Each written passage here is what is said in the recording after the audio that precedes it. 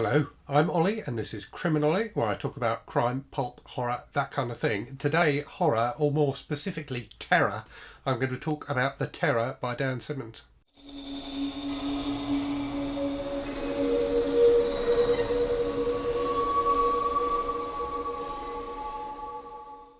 So this is a beast of a book. The Kindle edition that I read is over 900 pages, so it does require a bit of a commitment to read it, but in my opinion it's well worth it. It's a historical horror novel, so based on a true event. So there was a real expedition in the 1840s involving two ships, one called the HMS Terror and one called the HMS Erebus, which travelled to the Arctic to try and get through the ice and get into the Arctic Circle. Both ships got stuck and ended up being lost with all hands, and there's a bit of mystery surrounding what happened to them. And in fact, the English comedian and writer Michael Palin has published a book a few years ago about the HMS Erebus. So what you get in this book is effectively a drawn out story. So it takes place over a number of years. That's basically about these ships being stuck in the ice and how the men aboard them survive. So it is, it's difficult to describe in terms of, it doesn't really have a plot. So, that's what happens. The ships get stuck. There is something out there on the ice which is hunting the men, something big and scary, and I won't go into any more detail than that. But really, it's about the relationships between the different men and how they survive in extremely harsh conditions. So the ships are well provisioned because it was anticipated that this would be a very lengthy expedition. So they've got enough food, certainly at the start of the book. But as things progress, tensions rise. The atmosphere and the sense of dread built.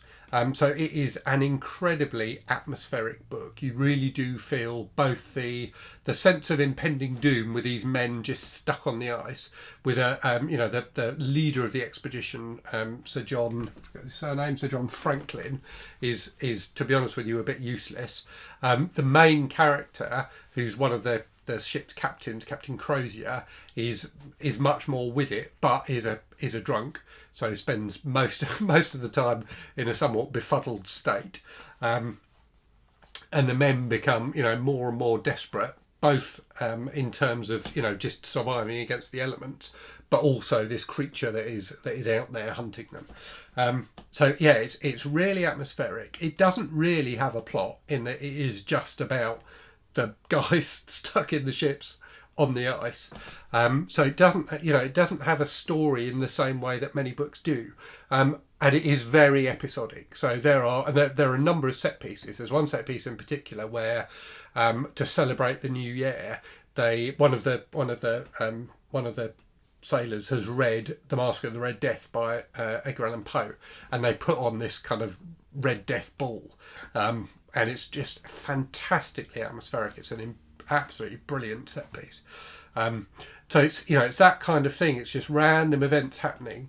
There's a woman, so there's one female character in the book, who's this woman who they call, I think, Madam Silence, who's an Inuit woman who's had her tongue ripped out, and so is mute. Who they find on the ice and gets taken on board one of the ships. So there's a lot of stuff about her relationship with the various male characters, but really it's just a book about survival and about how these how the various characters, and you do get introduced to a lot of different characters, and there are some characters who you will only you'll only get a couple of chapters on, and then you won't hear anything about them for ages, and then they'll crop up again. But Dan Simmons does it with such skill that you remember them. All the characters are quite distinct from each other, and you feel like you get to know them even when you only spend short amounts of time with them. So it definitely really impressed me in that regard. But yeah, it's quite slow and it's quite episodic, which doesn't feel like it would make for a really gripping book. But actually, it's incredibly compelling because you really just don't know what's going to happen. You know it's not going to have a good ending because it kind of, you know, increasingly feels like it can't possibly. And it becomes largely about Crozier and his character and how he overcomes his own, you know, demons. So it becomes a, you know, it's a story of survival generally, but it particularly becomes a story about his survival and his redemption. And those are always, you know, really powerful themes to read to read about. And one of the things that really struck me when I finished it and looked back at the, you know, the fact I'd read this 900-page book which didn't really have much of a story, is it almost feels like it needed to be that long, because you needed to feel like, and you do feel like, you are stuck there on the ice with the men, not really knowing what's happening, not really knowing how fast time is moving. So the passage of time in this book is quite strange, and it does flip about, and, you know, there are flashbacks and things like that at various points. But the overall passage of time, whilst he does put dates and things like that in, feels quite odd in that there are bits where, you know, a fairly long amount of time passes, and then bits where a short amount of time passes.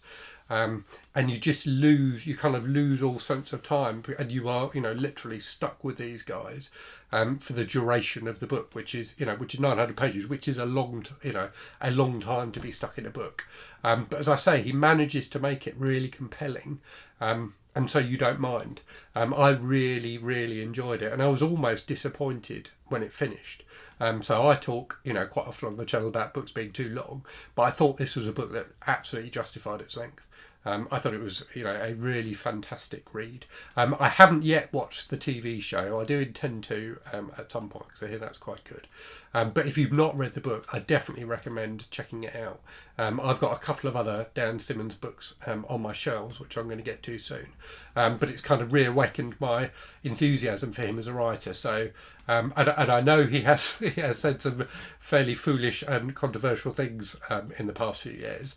But I do think he's a fantastic writer. So I read quite a few of his books when I was a lot younger and really, really enjoyed them. So Carrying Comfort and Summer of Night and Hollow Man and things like that.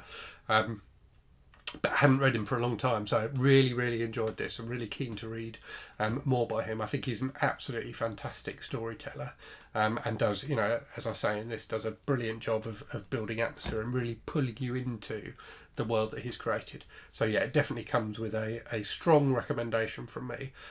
Also, a very good book to read if where you are, it's like it is here, which is really hot. So I don't know if I look hot in this video, but I'm absolutely boiling. I've had to shut the window in my office because otherwise you can hear the road noise, and I'm so hot. I'll be quite glad when I finish filming. So reading a book about people stuck in the frozen north was actually quite refreshing. Right, so we've come to that point in the video where I pluck a random book from my shelves. I'm sticking with the nautical theme, and I've picked up Post Captain by Patrick O'Brian, which is the second of the Aubrey Maturin novels. So I can't remember if I've read this one or not. I've certainly read the first one, Master and Commander, twice, but I think I never got to this one. So I have a few of these books on my Kindle and on my shelves.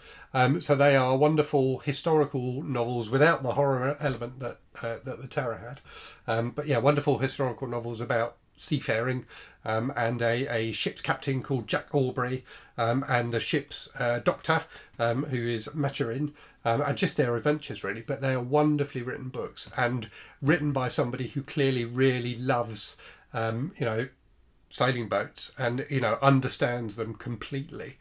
So you really get sucked in, like with the Terror, where you get sucked into the world that the guys inhabit. In this, you get sucked into their life on the waves and the details of the ship. So Patrick O'Brian can spend ages describing how rigging works and things like that, and it's not boring. It's wonderful. So yeah, if you like that kind of thing, he's definitely recommended. So, as always, thank you very much for watching. Let me know if you've read The Terror or if you've read Patrick O'Brian. Let me know if you like seafaring books. I've not read that many of them, but I'm starting to get into them again. I've got some of the Horatio Hornblower books on my Kindle, so I might give those a try at some point.